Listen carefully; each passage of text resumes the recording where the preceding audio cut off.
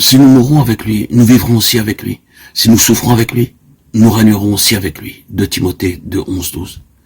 Afin que je le connaisse et la puissance de sa résurrection et la communion de ses souffrances pour être conforme à lui en sa mort. Philippiens 3, 20.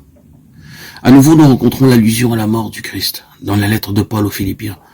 Lettre écrite quelques 6 ans après celle aux Galates où l'apôtre, dans la joie de la victoire, s'écriait « J'ai été crucifié avec Christ » et ceci nous prouve que la croix fut toujours à la base de l'activité du grand missionnaire et au centre de sa vie. C'est bien là ce qu'elle doit être aussi dans la vie chrétienne et la place qu'elle y doit occuper. Nulle part peut-être nous n'en trouvons une preuve plus manifeste dans les Écritures.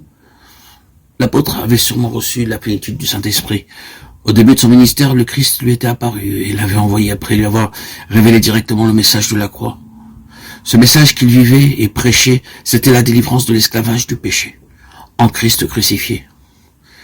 Dans sa lettre aux chrétiens de Rome, il avait démontré avec puissance l'identification des rachetés et du Sauveur en sa mort, et l'action efficace de l'esprit de vie en Christ pour affranchir de la loi du péché et de la mort. Et cependant, malgré tout ce passé glorieux sur quoi le Saint-Esprit avait manifestement mis son sceau, nous voyons ici l'apôtre chercher à s'initier de façon plus complète à la mort de son Sauveur. Ces paroles révèlent qu'il a découvert de nouvelles richesses, pénétré de nouveaux domaines, où il a atteint un nouveau degré de maturité spirituelle, et que ceci entraîne avec soi une communion plus intime, plus profonde aux souffrances de Christ. Si étrange que cela puisse paraître, le point culminant de la vie de résurrection ramène à la croix. Comment l'apôtre s'avance-t-il, se hâte-t-il vers le prix de sa vocation céleste en Jésus-Christ?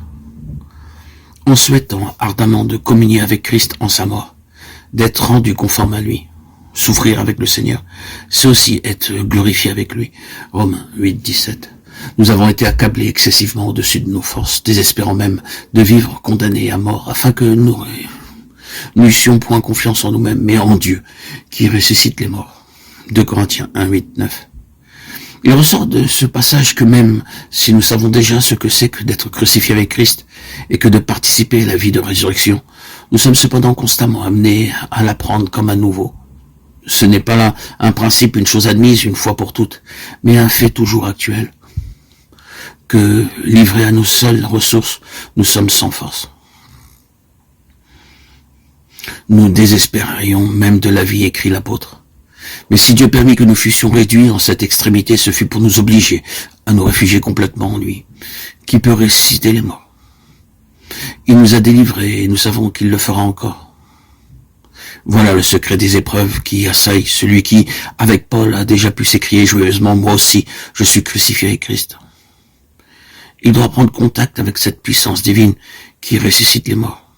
Alors, dans les adversités, les faiblesses, les circonstances qui le dépassent, où il désespère de tout et de tous, où tous les concours humains sont inutiles ou font défaut, il se réfugie en Dieu et il trouve la délivrance. Puisqu'après tant d'années de communion avec Dieu, l'apôtre avait encore besoin de passer par ces expériences de mort et d'impuissance, il nous est bien permis de croire que nous sommes en danger de nous confier en nous-mêmes, tant que nous sommes en ce corps, et qu'il est nécessaire que nous soyons conduits en ces impasses où tout secours humain est inutile ou impossible, pour que la seule puissance de résurrection du Christ se manifeste en nous.